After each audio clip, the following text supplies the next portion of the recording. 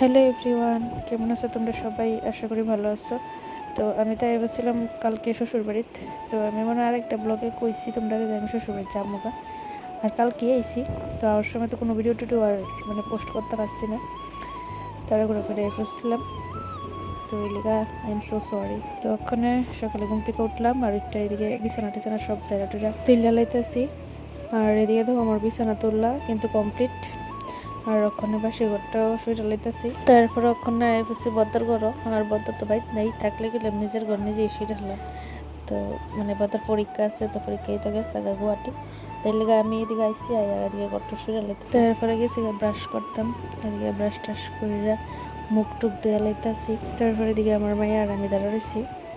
আর এদিকে মিষ্টি সোনার ঠাম্মি বাসন টাসন ধুইতেছে। তো ওখানে যাই আমরা টিফিন বানাবো, তারপর খামো। তো ওখানে আমরা সব সাইডে আয়া এদিকে টিফিন লিয়ে বইয়েছি গা। তো মা কইরা লাইছে এদিকে চা, আর আমি এদিকে রুটির মধ্যে জ্যাম লাগাই লাইতেছি।